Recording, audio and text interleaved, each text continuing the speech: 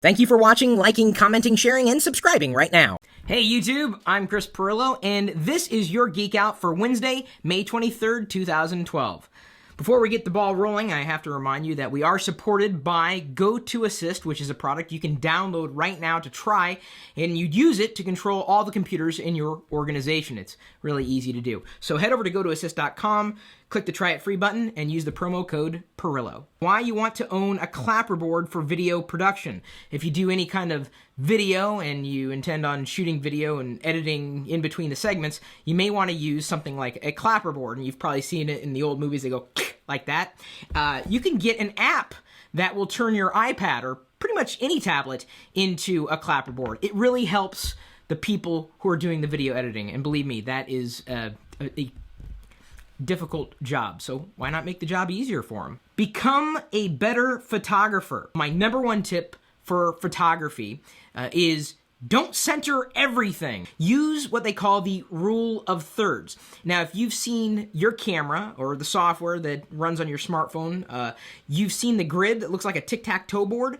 If you align objects on those lines, when the shot is finally produced, it is a much more dramatic shot, and trust me. It doesn't mean that every single photo has to use the rule of thirds, but it could certainly help a few of the photos that you're taking in the future. My journey through content management systems, oh man. I started with gray matter, then I moved on to Blogger before Google acquired it, then movable type. I tried Drupal very briefly. And for the most part, I'm using WordPress now for my content management system. What was the first CMS you used? You know, I've been one to preach that you should not text and drive. I'm guilty of having done it. I know. If you want to keep yourself from texting while driving, you could turn off your phone or set it on the other side of your vehicle. 5 things that you can do with Google Chrome. If you are the last person on the planet to try Google Chrome, there's not going to be a handful of toolbars that are thrown at you, not like the other browsers. If you love toolbars, you'll probably hate Google Chrome. If you go to your Omnibar, that's what they call the address bar in Chrome, you can type in Chrome://flags and you'll get a handful of tweaks that you can apply to Google Chrome immediately. Education and the open internet. Good mix. I can tell you right now that your education is in your hands. Don't put it in the hands of a professor. The screen that you're sitting in front of right now is your classroom. Elsewhere in the news today, BGR learned from a reliable source that Microsoft's currently planning to release the company's full Office suite, not only for the iPad, but for Android as well. Think about how many licenses they will sell for their software using somebody else's platform. That's a pretty big deal. After a week's worth of deliberations, the jury has returned a verdict in the patent infringement case between Oracle and Google. Get this, turns out Google did not infringe upon Oracle's patents in respect to Android. Why make something open source if you don't anticipate that someone is going to do something with it at some point in the future? Congratulations, Google. I'm glad you won this round. Amazon Prime Instant Video now carries Paramount Pictures movies like Braveheart, Forrest Gump, Clueless, and Nacho Libre. I'm a Prime customer, but that doesn't make me really want to watch Nacho Libre any more than I did before. Reuters reports, and this is bad news for Zuckerberg, that Facebook is being sued by shareholders already.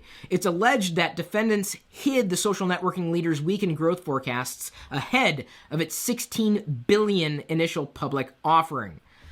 Wow, that's kind of a shocker. I'm surprised no one's suing him for the timeline yet. Oh, they are? My bad. Wired reports that if you work for IBM, you can bring your iPhone there, but you can't use Siri. Apparently, they're afraid that sensitive information will be transmitted and stored on Apple's servers. Do you think it's okay for IBM to use you? IBM closed at $196.12 today. I didn't know Siri could do that. Maybe IBM would have closed just a little bit higher if they would have used Siri. DJ Scooby Doo on LockerGnome.net asked, how many Apple devices do you own?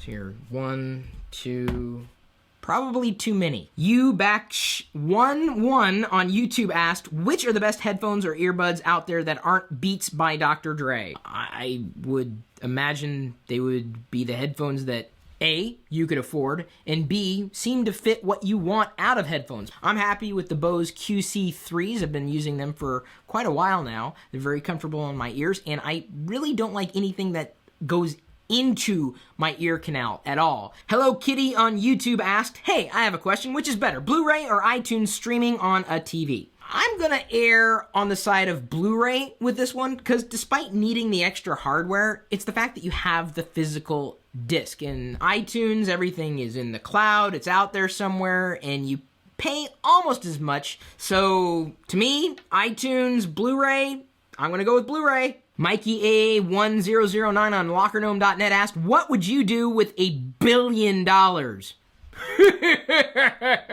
I'd buy YouTube and fix the homepage. Many of you asked, what do you use to edit your vlogs? We use iMovie, and quite honestly, it's not really about the software that you use so much as about the content that you're putting into it. Waffle Tier on LockerGnome.net asked, teenager high school iPhone, bad thing? Wait, is which a bad thing? The teenager, the high school, or the iPhone? I guess I would have been happy to have an iPhone in high school. I would have preferred that over, say, a pocket calculator. You thought I was gonna forget! We have a giveaway today in conjunction with Modus and ThinkGeek. It's a part of celebrating Geek Pride Day. Today, it's going to be the new Trent Super External Battery. You can connect devices by way of USB, and with 9,000 milliamp hours on board, that'll keep you charged throughout the day, maybe even longer than a day. So, hopefully, you appreciate this particular giveaway and the other giveaways that we happen to be doing. So how will one of you get this thing? We've got the link for you in the description. Ooh, I think Diana's making nachos. We'll eat you later. According to routers, according to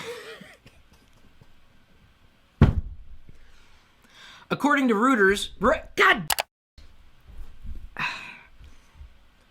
According to Reuters, God, okay, I can do this.